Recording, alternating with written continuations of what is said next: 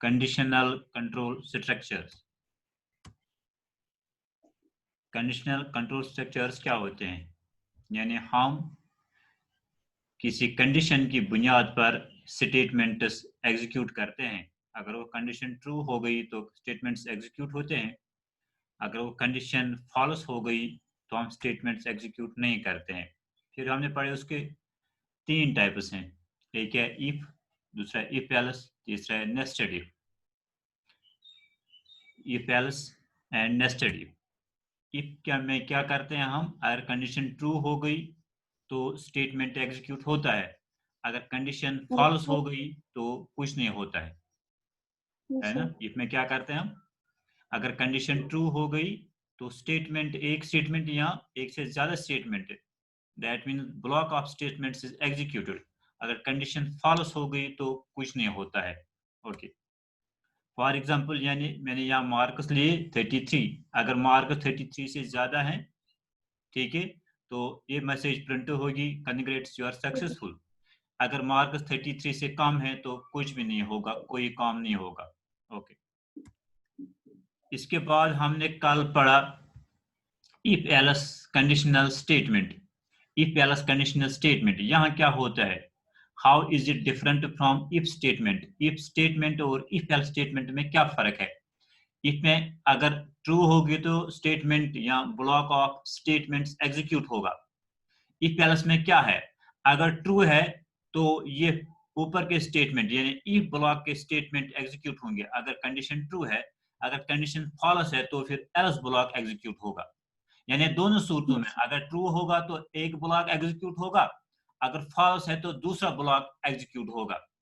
यानी अगर ट्रू है तो इफ ब्लॉक एग्जीक्यूट होगा, अगर फॉल्स है तो एल्स ब्लॉक एग्जीक्यूट होगा। ठीक है, समझ आ रही बात? This is the difference between if and if else. Okay, इसके बाद हम पढ़ रहे हैं आज nested if else statement. Nested if else statement, what does nesting mean? Nesting में क्या होता है? नेस्टिंग, अगर हम एक इफ के अंदर एक और इफ डालते हैं या एक से ज्यादा इफ डालते हैं, that is called nesting of if else statement. समझ आई बात? यानी अख इफ तथ मज त्रो ब्याक इफ, तथ अंदर लिखो ब्याक इफ, तथ अंदर लिखो ब्याक इफ, इथे पे पाको, ठीक, किसी भी हद तक, ठीक है, that is called nesting. That is called nesting, ठीक है। जैसे आप नेस्ट देखा होगा ना, नेस्ट घोंसला जानवर का, है ना, ऊपर से एक ता होती है, उसके बाहर वाले दूसरी ता होती है, उससे बाहर दूसरी ता होती है, उससे बाहर दूसरी ता होती है ना, ठीक है। इसी तरह जो इफ नेस्टेड इफ में भी पहले इफ होता है, इसके अंदर एक और इफ होता है, उसके अंदर एक और इफ होता है, जितने इफ हमें जरूरत होंगे इतने हम इस्तेमाल करते हैं। Okay, using if statement within another if statement, using if statement within another if statement, एक if statement इस्तेमाल करना है, कैसे? within another if statement, दूसरे if statement के अंदर, is called nesting of if statements। समझ आ गई बात? एक if को दूसरे if के अंदर इस्तेमाल करने को हम nesting of if else statements कहते हैं। nesting of if statements can be of any depth, या हम किसी हद तक भी जा सकते हैं। एक इफ के अंदर दूसरा इफ, उसके अंदर और एक इफ, उसके अंदर और एक इफ, ठीक है, जितने हमें चाहिए इतने हो सकते हैं, किसी भी डेप्थ तक जा सकते हैं। हाँ, अब इसका जनरल सिंटैक्स क्या है, जो मैंने पहले बताया होगा कि जनरल सिंटैक्स लिखना बहुत जरूरी होता है। General syntax is if condition 1, अगर कंडीशन 1 ट्रू है, ठीक है, फिर उसके अंदर कंडीशन 2 है, तो फिर उसके अंदर स्टेटमेंट है, ठीक है। यानी अगर कंडीशन 1 ट्रू है और कंडीशन 2 भी ट्रू है तो स्टेटमेंट, ये स्टेटमेंट एग्जीक्यूट होगा, ठीक है। अगर कंडीशन 1 ट्रू है और कंडीशन 2 भी ट्रू है तो ये स्टेटमेंट एग्जीक्यूट होगा। This block of statements will be executed, this block statement will be executed. अगर कंडीशन 1 ट्रू है और कंडीशन 2 फॉल्स है तो एल्स पार्ट एग्जीक्यूट होगा इसका। और कंडीशन 1 टू ट्रू और कंडीशन 2 टू फॉल्स, ठीक है, तो एल्स ब्लॉक एग्जीक्यूट होगा, ठीक, अगर कंडीशन 1 फॉल्स है, अगर कंडीशन 1 ही फॉल्स है तो फिर कंडीशन 2 पे नहीं जाएगा। अगर पहली कंडीशन फॉल्स है तो इसके अंदर ये नहीं जाएगा। अगर कंडीशन 1 फॉल्स है तो ये एल्स ब्लॉक एग्जीक्यूट होगा, ये एल्स ब्लॉक ये एग्जीक्यूट होगा, ये एल्स ब्लॉक। आ गई बात समझ में? यस ठीक है, यस सर। यानी मैं दोबारा दोहराता हूं, अगर कंडीशन 1 ट्रू है और कंडीशन 2 भी ट्रू है तो ये स्टेटमेंट एग्जीक्यूट होगा, ये स्टेटमेंट। ओके, अगर कंडीशन 1 ट्रू है, कंडीशन 2 फॉल्स है तो ये एल्स ब्लॉक एग्जीक्यूट होगा, ये होगा। ठीक है, अगर कंडीशन 1 फॉल्स है, अगर कंडीशन 1 तीसरा ऑप्शन क्या है, अगर कंडीशन 1 ही फॉल्स है तो कंडीशन 2 पे नहीं जाएगा, तो फिर डायरेक्ट ये एल्स ब्लॉक पे जाएगा। किस ब्लॉक का? कंडीशन 1 का एल्स ब्लॉक है, वही एग्जीक्यूट होगा। Let me explain you by an example. देखिए एग्जांपल क्या है, जो मैंने आपको पहले एग्जांपल दी है कि आप अगर अपने फ्रेंड के घर जाना चाहते हो, ठीक है, तो आपसे दो से इजाजत मांगते हो। एक तो आप पापा से इजाजत मांगते हो, उसके बाद किससे इजाजत मांगते हो? मम्मा से इजाजत मांगते हो, ठीक है। दोनों इजाजत मांगते हो, अगर वो दोनों मान गए तो आप जाओगे, अगर वो दोनों नहीं मान गए तो नहीं जाओगे। देखिए क्या है, ऐसे में आपको समझाने के लिए रियल लाइफ एग्जांपल। इफ पापा इज कन्विंस्ड, अगर पापा ने माना। इफ मामा इज कन्विंस्ड, अगर मामा ने भी माना, I will come to your home, आप अपने फ्रेंड को, तो मैं आपके घर आऊंगा, यानी दोनों ट्रू हैं। बात आ गई समझ में? अगर पापा ने माना, पापा is convinced and mama is convinced, अगर दोनों ने माना तो फिर मैं आपके घर आऊंगी। Yes sir. ठीक है, हाँ, अगर पापा ने माना, दूसरा ऑप्शन ये है, दूसरी कंडीशन ये है, अगर पापा इज कन्विंस्ड, पापा ने माना, ठीक है, एंड मामा इज नॉट, अगर इसने नहीं माना, अगर ये फॉल्स है, मामा इज कन्विंस्ड, अगर ये फॉल्स है यानी मामा ने नहीं माना, तो क्या होगा? ये एल्स होगा। फिर इसका एल्स होगा, I will be angry with मामा, तो आप किसे गुस्सा करोगी? आप मामा से गुस्सा करोगी। क्यों गुस्सा करोगी? क्योंकि पापा ने माना था, आप मामा ने नहीं माना, है ना। यानी एक कंडीशन ट्रू है पापा की, मम्मी जो मामा की कंडीशन वो फॉल्स हो गई, उसने नहीं माना, तो फिर ये नहीं होगा, तो फिर इसका एल्स ब्लॉक यहाँ एग्जीक्यूट होगा। यहां तक समझ आ गया? Yes sir. ठीक है, तो तीसरी कंडीशन, ये पापा इज कन्विंस्ड, अगर पापा ने नहीं माना, अगर पापा ने माना कि तेरे मामा से प्रश्न की, चाहे मामा मान जाए या नहीं मान जाए, आप इसे नहीं पूछना, क्योंकि पहले ये कंडीशन फॉल्स हो गई, पहले पापा ने नहीं माना। चाहे अगर मामा मानेगी भी या नहीं मानेगी, उसे कोई फर्क नहीं पड़ेगा। ठीक है, इफ पापा इज कन्विंस्ड, अगर पापा ने नहीं माना तो इसका एल्स ब्लॉक, ये ब्लॉक यहाँ, ये ब्लॉक एग्जीक्यूट होगा। I will be angry with पापा, के पापा ने पहले इनकार कर दिया, तो मामा को पूछने की नौबत ही नहीं आ गई। बात आ गई समझ में? Yes sir. ठीक है, अगर दोनों कंडीशन ट्रू है तो ये ब्लॉक एग्जीक्यूट होगा, अगर ये ट्रू है, ये फॉल्स है, तो ये एग्जीक्यूट होगा। अगर ये पहले ही फॉल्स हो गई तो डायरेक्ट एल्स ब्लॉक पे जाएगा, यहां जाएगा। दिस इज नेस्टेड इफ, यानी इफ के अंदर एक और इफ इस्तेमाल करना। यहां मैंने ये इफ लिखा ना, इसके अंदर एक और इफ डाल दिया, ये इफ डाल दिया इस इफ के अंदर, यानी जो जो दूसरा इफ स्टेटमेंट है, ये इस इफ स्टेटमेंट के मातहत काम कर रहा है। इफ स्टेटमेंट मातहत काम कर, अगर गोडनिक इफ स्टेटमेंट ट्रू गस, तेल गस इफ स्टेटमेंट पे, अगर गोडनिक इफ स्टेटमेंट फॉल्स गो, तेल गस अंदर यथ मज कहें, तेल गए डायरेक्ट वात एल्स पे। हाँ, यानी जो ये इफ स्टेटमेंट है, ये इफ स्टेटमेंट, ये इस इफ स्टेटमेंट का एल्स ये है, इफ स्टेटमेंट एल्स गो, ये हर इफ के साथ एल्स होगा यहाँ। ठीक है, इफ जो ये इफ स्टेटमेंट अंदर का है, इसका एल्स पार्ट ये है, और जो ये इफ स्टेटमेंट है, इसका एल्स पार्ट ये है, एल्स पार्ट ये। अगर ये फॉल्स गो, अगर ये फॉल्स गो, गोडनिक इफ गो फॉल्स, तेल गए डायरेक्ट एल्सस पे अंदर वुच कहीं पत योर क्या। अगर गोडनिक इफ स्टेटमेंट ट्रू गो, तेल वुच ये, अगर ये दोयम ते ट्रू, तेल गए ये एग्जीक्यूट। अगर गोडनिक ट्रू, दोयम इफ फॉल्स, तेल गए नमिक एल्स ब्लॉक एग्जीक्यूट। बात आएगी समझ में? Yes sir. ठीक है, तो इस तरह हम नेस्टिंग ऑफ इफ स्टेटमेंट करते हैं। सबको समझ आ गया? Yes, sir. कोई जिसको अभी समझ नहीं आया? No, sir. ओके, तो हम करेंगे एक प्रोग्राम। पहले हम कल का थोड़ा एक प्रोग्राम लिखिए कार के। कल हमने क्या किया था? If else. ठीक है, तो आज हम देखेंगे इफ एल्स। हम करेंगे आज छोटा सा प्रोग्राम। हम यूजर से 2 नंबर लेंगे। कितने नंबर? 2. 2 नंबर 2. यूजर से लेंगे, फिर देखेंगे उनमें कौन बड़ा है, उन 2 नंबर्स में कौन बड़ा है।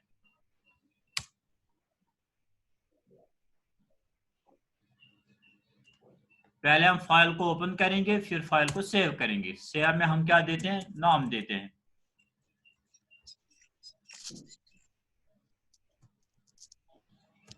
इसका नाम रखेंगे if else dot cpp। Okay, यस्मिना Yes, sir. ये ठीक है? क्या होशियार है? बस होशियार। होशियार है शिकार। वो ठीक। पहले हम लिखते हैं hash include conio dot h, फिर Hash include iostream dot h, फिर void हम main. लिखते हैं void main। Main function ऐसा। ठीक है, उसके बाद डालते हैं कर्ली ब्रेस। यहाँ से बॉडी शुरू हो गई मैन की। CLRS क्या करना है? या कुछ करना क्या है? हमें करना है, ये ऊपर लिखेंगे ये हमारा प्रोग्राम क्या कर रहा है। इसमें हम लिखेंगे to check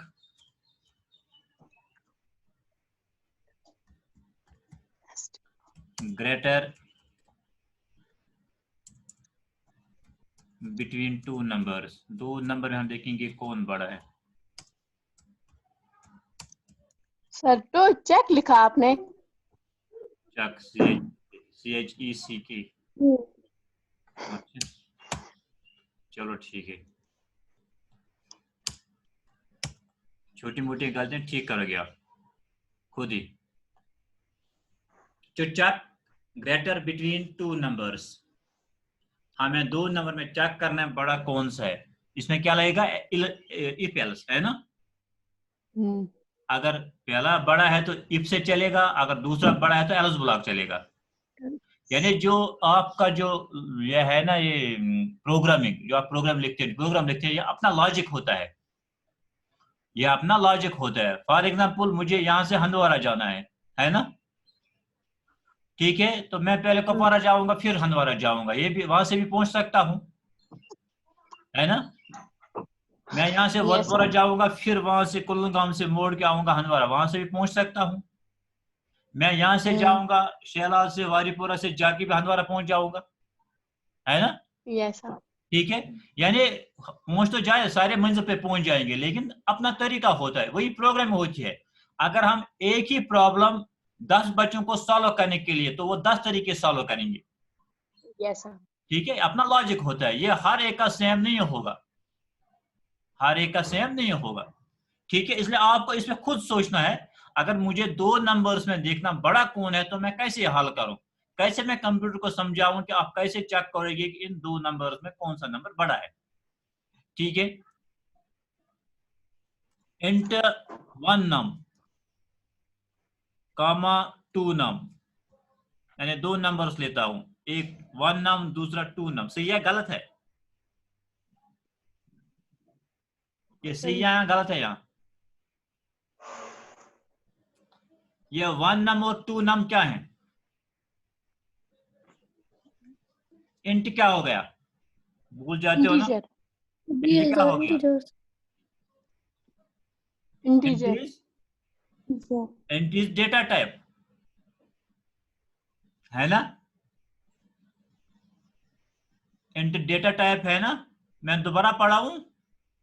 no sir, int chair और वो प्लॉट हाँ, है सर। इंट है डेटा टाइप। इंट के आगे जो स्पेस देके हम लिखते हैं उसको क्या बोलते हैं?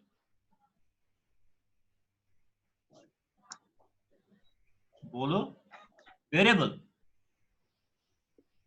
है ना। पहले डेटा टाइप आता है, फिर स्पेस आती है, फिर वेरिएबल नेम आता है ना।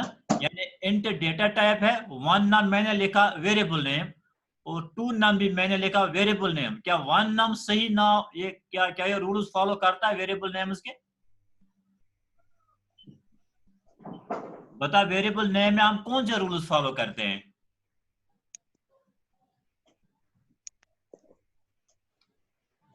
अस्मिना, यस सर। कौन से रूल्स फॉलो करते हैं जब हम वेरिएबल नेम बनाते हैं, जब वेरिएबल बनाते हैं? उस्मा,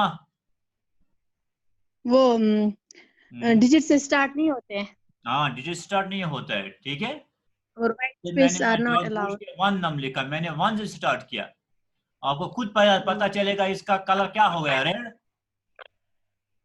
रेड का मतलब डेंजर। क्या हो गया कि आपने गलत लिखा है। तो मैं लिखूंगा नाम, नहीं लिखूंगा, मैं लिखूंगा नाउ वन। नाउ वन सही है? नाउ वन ठीक है या नाउ वन भी गलत है? नहीं ठीक है। नाउ वन सही है। मैं इस्तेमाल कर सकता हूं इसमें, वेरिएबल नेम्स में इस्तेमाल मैं कर सकता हूं। मैं स्मॉल लेटर्स इस्तेमाल कर सकता हूं, मैं कैपिटल लेटर्स इस्तेमाल कर सकता हूं, मैं अंडरस्कोर इस्तेमाल लाउड कर सकता हूं, मैं अप्लीकेशन। न्यूमरल इस्तेमाल कर सकता हूं, है ना। लेकिन वेरिएबल नेम न्यूमरल से स्टार्ट नहीं होगा, डिजिट से स्टार्ट नहीं होगा। यस इस्तेमाल तो कर सकता हूँ लेकिन स्टार्ट में नहीं लिख सकता हूँ। यस, डिजिट से स्टार्ट नहीं। हाँ, इसलिए आपको जो पुराने लेक्चर्स है वो भी याद रखने जरूरी है। यानी मैंने दो वेरिएबल डिक्लेयर कर दिए, ये हो गई डिक्लेरेशन, हो गई ना, now one and now two. Now one and now two मैंने दो वेरिएबल बना लिए, दो बर्तन बनाए मैंने, एक का नाम नाउ वन रखा, दूसरे का नाम नाम टू नाम रखा। टू। अच्छा ये मुझे बता, इस नाउ वन में वैल्यू क्या होगा इस वक्त?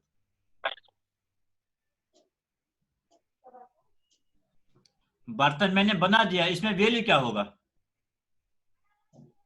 नाम टू में क्या होगा? बताइए। जब आप बर्तन बनाते हो ना, या घर में बर्तन रखते हो ना, वो खाली होता है, यस। उसमें क्या होता है उस वक्त?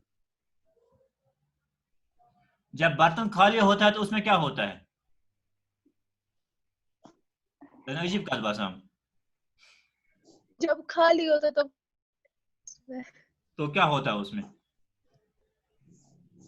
कुछ भी नहीं।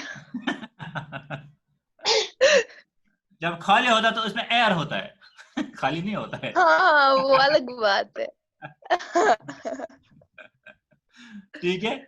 जब यहाँ मैं दो वेरिएबल बनाता हूँ, एक नाम वन है दूसरा नाम टू है, जब ये खाली होंगे तो उसमें गार्बेज वैल्यू होगा, गार्बेज वैल्यू, यानी जिसका वो कोई वैल्यू वैल्यू नहीं हो। जो आपको जरूरत नहीं होती है, कुछ भी वैल्यू इसमें कंप्यूटर खुद ही डाल सकता है, दैट्स कॉल्ड गार्बेज वैल्यू और जंक वैल्यू। ठीक है। Yes sir yes sir. बीच ना आसान कमरस मज, यदि बीच ना तुम दिमाग क्या सोचा आसान क्या बिहत तुम दिमाग जान बेहत इस पर इंसान गसान जिस पर दिमाग बेहवा इस पर मरा, उसके बाद उसका दिमाग सोचना बंद करता है। वरना इंसान जब घर में बैठे हुए हो फिर भी कुछ ना कुछ दिमाग में चलता रहता है, दिमाग काम ऐसा करा, लेकिन वो काम जो आप क्या वो जिसकी आपको जरूरत नहीं होती है, क्या काम ऐसा करा दिमाग में तो तुम्हें जरूरत आसा कहीं। हाँ same is the case here. जब मैं दो बर्तन मैंने बनाए, दो वेरिएबल बनाए, एक बनाया मैंने नाम वन, दूसरा बनाया मैंने नाम टू, मैंने अभी कोई वैल्यू नहीं डाल दिया, तो इसमें गार्बेज वैल्यू होगा। ये अत मज वैल्यू त्रावान ये अत मज वैल्यू त्रावान प्रोन वैल्यू सह ओवरराइट। बात समझ? प्रोन वैल्यू सह खत्म, तेल नो वैल्यू त्रा अत मज। फॉर एग्जाम्पल अगर मैं लिखूं now one equal to 20, now one लिख में 20, वो क्या नाउ वन मज 20, ठीक है। ओतन क्या अत मज गार्बेज प्रोन वैल्यू सह खत्म, अत मज कुछ वैल्यू आव, अत मज आव नो वैल्यू 20 वैल्यू, ठीक है। फॉर एग्जाम्पल जब आपके पास बर्तन होता है तो वो खाली होता है, उसमें एयर होता है, जब उसमें आप दूध डाल दे तो एयर खत्म हो जाता है, उसमें दूध आता है। अच्छा चलिए, अब मैंने दो नंबर बनाए, एक का नाम वन दूसरा नाम टू, यानी मुझे यूजर से दो वैल्यू लेने हैं, फिर उनको देखना है उनमें कौन बड़ा है, वही है ना मेरा काम।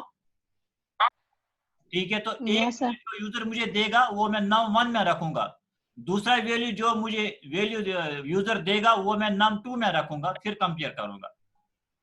पहले हम मैसेज प्रिंट करेंगे यूजर के लिए, उसको बोलेंगे enter one number, enter one number, उसको बोलेंगे आप पहले एक नंबर दे दो। तो किसे देगा? कीबोर्ड से देगा। जब वो कीबोर्ड से देगा तो लिखेंगे सीन, वो कीबोर्ड से देगा तो किस में जाएगा? नंबर वन में जाएगा। तो किस में रखूंगा? नंबर वन में। बात आ गई समझ?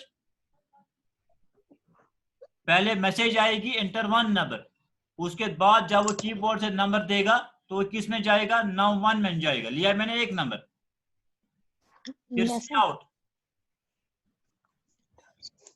फिर मैं उसे दूसरा नंबर मांगूंगा, मैं उसको बोलूंगा एंटर अदर नंबर, उसको बोलूंगा आप दूसरा नंबर अब दीजिए। तो वो दूसरा नंबर भी किससे देगा? कीबोर्ड से देगा। तो मैं किस में रखूंगा? नंबर टू में। Number two. बात आ गई समझ में?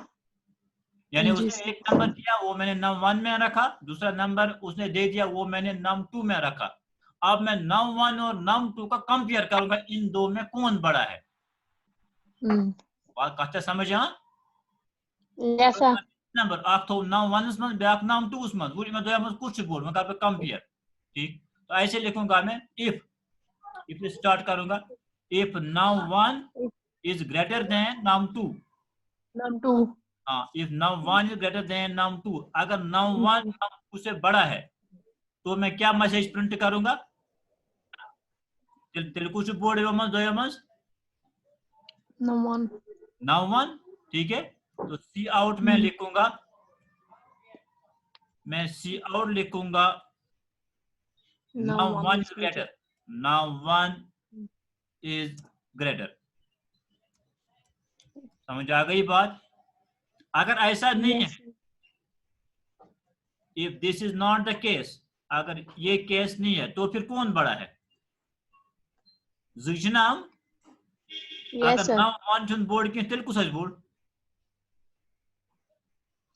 नंबर टू नंबर टू पाने आयस ना, इसमें कोई दो राय है ही नहीं। एलस अगर तेशन की अगर ये फॉलोस यानी नंबर वन चुन बोर्ड की तेल कर सी आउट मैसेज करो प्रिंट तेल, मैं मैसेज प्रिंट करूंगा number two is greater. Yes तेल वनस नंबर टू इज ग्रेटर। अगर नंबर वन फॉल्स, अगर नंबर वन इज बोर्ड तेल को नंबर वन ग्रेटर। ठीक, अगर सोच नहीं की तेल number two greater, number two greater. Okay, तो इसके बाद लिखूंगा मैं गेट ch। पहले आपने क्लियर स्क्रीन लिखा ही नहीं। हाँ अब आपको याद आ गया जब मैंने गेट ch लिखा। नो सर मैंने बोला। चलो ठीक है लिखते हैं, ये तो फायदा है ना कंप्यूटर पे लिखने का, आप कहीं भी कुछ भी इंसर्ट कर सकते हो गया ये। ठीक है, इसके बाद मैं सबसे पहले करूंगा इसको सेव, कंट्रोल F, फिर करूंगा सेव। हो गया सेव। अब Alt F9 करूंगा, कोई एरर नहीं आ गई इसमें? No sir control F9। हाँ अब कहेंगे कंट्रोल F9। तो पहले हम उससे एक नंबर मांगेंगे, फॉर एग्जाम्पल अगर उसने नंबर दिया 45, ओके इंटर, फिर उससे दूसरा नंबर मांगेंगे, अगर उसने नंबर दिया 29, इन दो में कौन बड़ा है?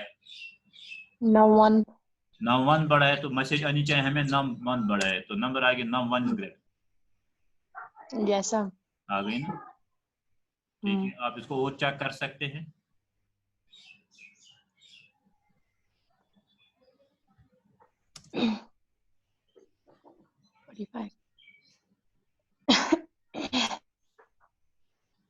आज आपको समझ आ गया इनपुट क्या होता है, आउटपुट क्या होता है। ठीक है, जब तक इनपुट ना आएगा तब तक आउटपुट नहीं आएगा। जब तक मैं मेरे पास दो नंबर नहीं होंगे तब तक मैं नहीं बता सकता हूँ इन दो में बड़ा कौन है। कौन बड़ा? ठीक है, इसलिए मुझे पहले दो नंबर उन यूजर से लेने पड़े। दोबारा Alt F9, control F9, enter one number. For example मैं पहला नंबर देता हूँ -112, दूसरा नंबर देता हूँ -56। इन दो में बड़ा कौन है? -12। -12 बड़ा है -56 से। Now one greater. Yes, sir. Okay, अब दोबारा करेंगे इसको रन। अब हम num2 बढ़ा रहे हैं। फॉर एग्जांपल इसको देंगे हम -17, दूसरा हम देंगे 23। इनमें कौन सा बड़ा है? Num2. num2 is greater. देखिए num2 is greater, ji sir. ठीक है, यानी इसका मतलब आपका प्रोग्राम सही चल रहा है। ठीक, तो आप ये जो प्रोग्राम मैं लिखवाता हूँ, आप ये अलग से आपको प्रैक्टिकल कॉपी इसके लिए बनानी है, लेकिन फिलहाल आप नहीं बना सकते हो। या प्रैक्टिकल कॉपी लाओगे ना, अगर आपका कभी बाजार तो आपने चक्कर लगाया तो वहाँ प्रैक्टिकल कॉपी लाना, सिंपल प्रैक्टिकल कॉपी मिलती है वहाँ, सिंपल, यानी वो सिर्फ वाइट पेजेस ही होते हैं। वाइट पे लिखित कहीं प्रैक्टिकल में कुछ ऐसा लिखित डिटेल ब्रोकन कहीं लिखित, आप वो लाएंगे और उस पे ये उतारेंगे। मैं दोबारा इस प्रोग्राम को समझाता हूँ। पहले मैंने 2 वेरिएबल बना डाले, एक का नाम मैंने num1 रखा, दूसरे का नाम मैंने num2 रखा, ठीक है। एंटर 1 नंबर, फिर मैं यूजर से बोलता हूँ आप एक नंबर दे दो। यूजर जब एक नंबर देता है तो मैं वो किस में रखता हूँ, वो मैं num1 में रखता हूँ, ठीक है। फिर हम यूजर को बोलते हैं एंटर अदर नंबर, आप दूसरा नंबर दे दो, तो वो मैं num2 में रखता हूँ, ठीक है। फिर मैं चेक करता हूँ इन दो में बड़ा कौन है। पहले लिखता हूँ if num1 is greater then num2, अगर num1 num2 से बड़ा है, यानी एक वैल्यू मैंने num1 में रखा था, एक वैल्यू मैंने num2 में रखा था। अब मैं चेक करता हूँ num1 बड़ा है num2, अगर num1 बड़ा है तो मैं मैसेज प्रिंट करूंगा नीचे num1 इज ग्रेटर, यहाँ num1 इज ग्रेटर। अगर वो नहीं है तो नहीं चाहिए तो num2 फिर बड़ा होगा, तो एल्स में जाएगा। अगर ये फॉल्स है ऊपर की कंडीशन तो यहाँ जाएगा और यहाँ प्रिंट होगा num2 इज, यहाँ प्रिंट होगा num2 इज ग्रेटर, ठीक है। सिंपल सा प्रोग्राम है।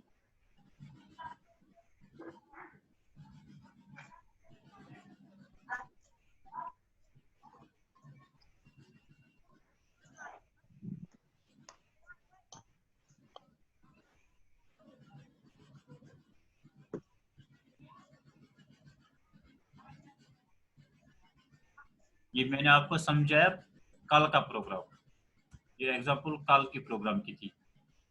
ये if else, if condition true है तो स्टेटमेंट एग्जीक्यूट होगा, और कंडीशन फॉल्स है जो स्टेटमेंट एग्जीक्यूट होगा। Okay, thank you, Yes. Yes, sir. Wish you prosperous day.